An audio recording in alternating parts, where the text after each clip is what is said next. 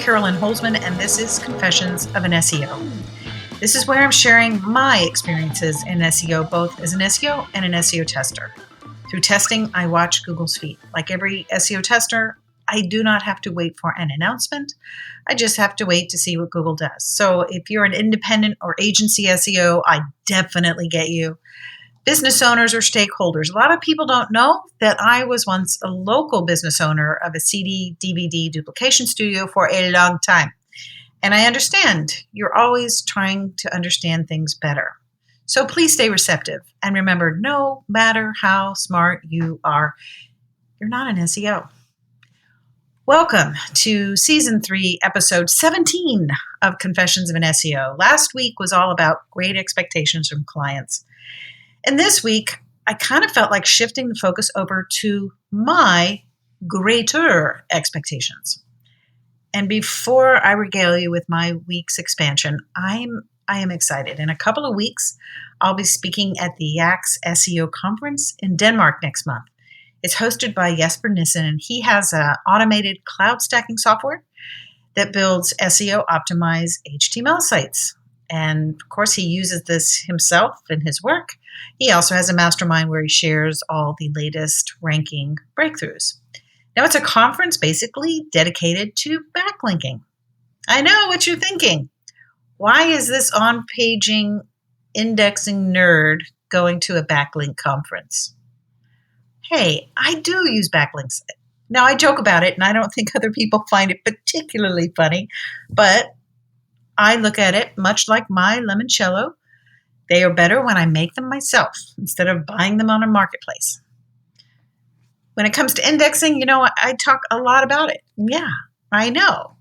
I really think we are not as precise, not just in our understanding of what indexation is, but in our language. Index does not mean served. Yikes, I just went right there, didn't I? So if this is your first time listening, I talk a lot about the indexation process, which comprises a lot of different subsystems. And the one that we all talk about is the one where we look using our keywords to find our content. So that's what I mean by served. Now, here's the thing. I think if I could find a way that people could make money being more precise in their language and their understanding, I bet there would be a whole lot more interest in what I'm talking about. But I don't think I can help that. I'm just not the type of personality that likes hanging by the seat of my pants. I'm like the Sunday school teacher of SEO, and some of you were not raised to know what that means, and it shows. Meanwhile, I was talking with Marie Essayist, and when it comes to the nerdiest stuffing of SEO on page and mapping out what an update looks like, in a sea of SEO barkers talking about Lambos and beach vacations and laptop money, we're like the people who advocate flossing your teeth. You know you should, but you just don't want to hear it. Okay, let me just go back to the conference. Now, this is my first international SEO presentation. Now, I've had some friends already get on a jet plane and go to Europe, but, this is my first time for work, actually. And I hope the jet lag will mitigate any nerves. At least that's my story, and I'm going to stick to it. All right, so last week, if you listened, I spoke about the problem of the SEO working with clients. Some people do great work and they get sales, higher for their customer than in any previous month, but the client somehow is still not satisfied, right? They're paying for it, but they don't really think that it's connecting to the revenue. Now, man, I feel that. I have felt that so many times, I really don't care to step back into it. But this week, I might have pushed a bunch of boulders out of my way. And I'm going to say straight out, boulders of my own making, okay? This is not anybody else but me getting in my own way. Now, I have always felt that the balance of power in client SEO when you're working with a local business is completely out of whack. and I should say WAC equals balance. At the SEO Spring Training event, there's a great guy there. He has an agency, and he was quite persuasive, that we have to have the attitude that literally screams. And this is true even if it's the client writing the check. We have the gold. Yeah, we have the gold. I mean, it's a whole different way of looking at what we do. And I agree, we do have the gold. But when we're making another business's website produce more money for their business, I'm not saying it's an direct point-by-point analogy, okay? But it's like remodeling the kitchen in a house we're renting. At the end of the day, even if we're paid, there is a time when our efforts and our knowledge no longer produce income for us. And I'm sorry. I really hate that. I know that's a strong word. I really hate that thought. That's what I hate. Now, for the past 2 or 3 years, this has been my struggle. I know the path is to build and own my own assets. But there was something missing. And it was like I knew it was there. I don't think I just really knew how to get it into focus. So I'm going to tell you a little story. About 10 years ago, I had the #1 plumber site in Austin. And it ranked in the local maps everywhere within the city limits of Austin. And the plumber I leased it to made mad money. But he also lost mad money. The problem was he never wanted to expand. And more to the fact, he never intended to expand. He wanted to be that one guy. He did not want to have to market his business. His idea of making it was to be 100% word of mouth. Now, I learned all of this in hindsight. Had I known to consider that thinking was a possibility, I probably wouldn't have leased it to him. Now, at the time, I was also an SEO on my own island. I did not have access into a community of like-minded marketers. I had spent so much time and energy, and let me just say time away from my family, making this site and the Google listing rank everywhere.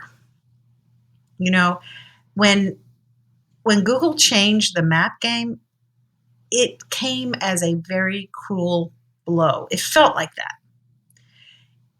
Now, if you're not familiar with local listings, those are the things that when you search for something, there's usually 3 businesses that show up. Now, in the older days, there were 10 businesses in there. And then Google reduced it to 7. And then they went from 7 to 3. And it stayed 3 for a while.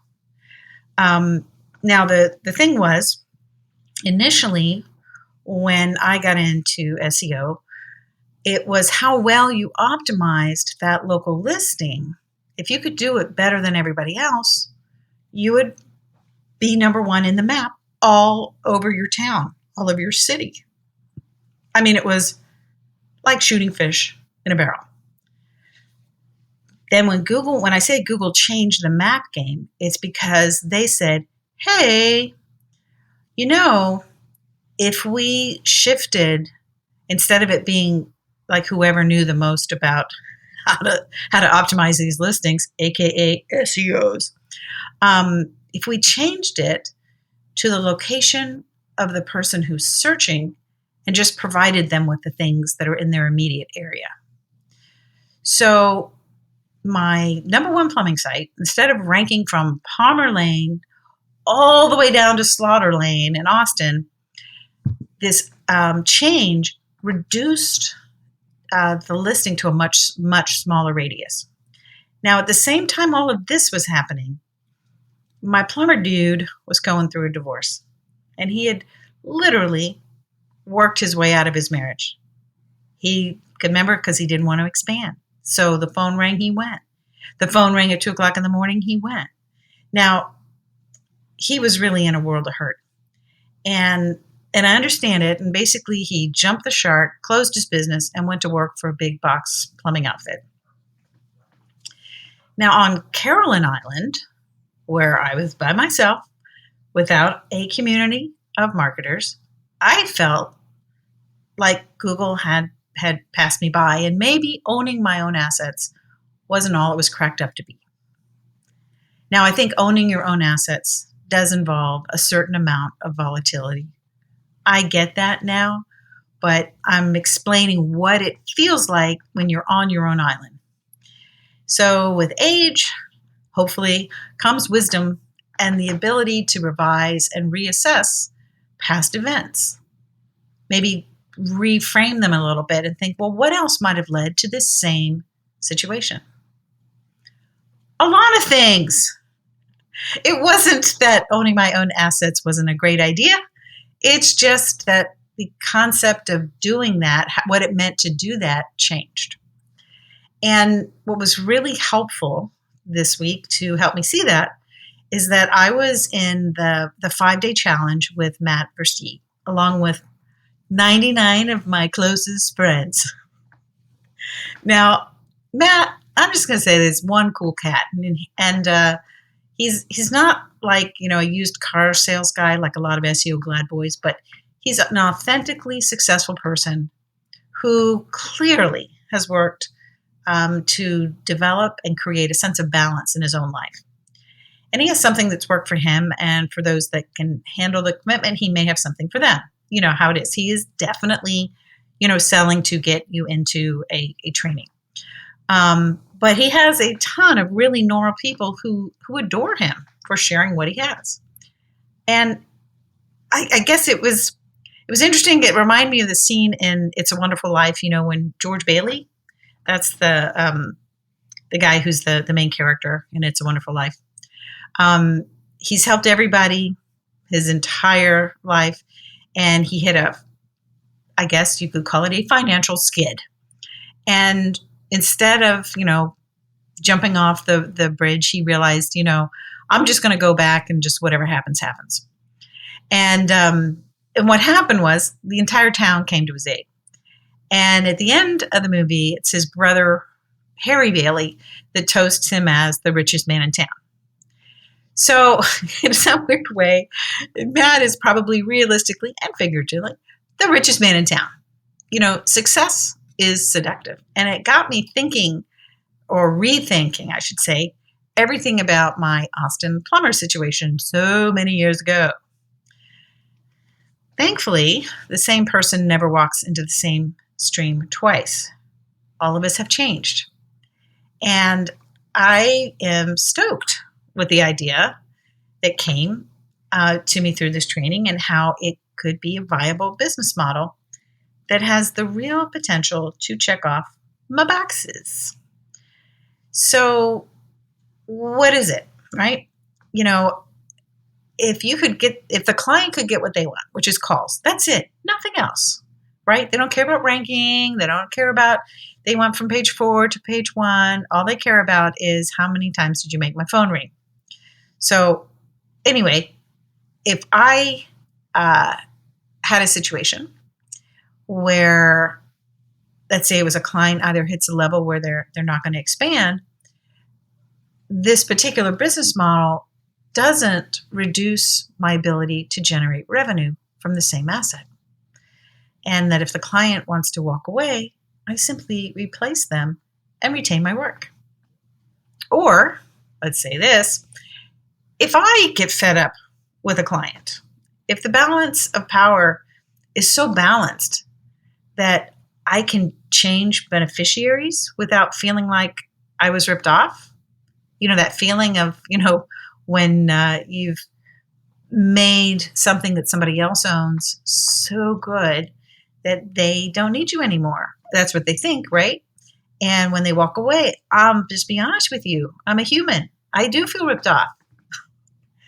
But I'm thinking of a situation where I don't feel that I have to suck it up to keep them or be pissed off that they left and or explain again that even though I'm not tracking all the keywords they want, it doesn't mean that they don't already rank for them. I'm not hauled into another meeting where they want to talk about conversion and tell me that I'm not working as hard as I should, or ask me, how was I working for them when it was clear by my Facebook page that I was in Vermont? What the hell? So I'm looking at a business model where, yeah, I am the one with the gold.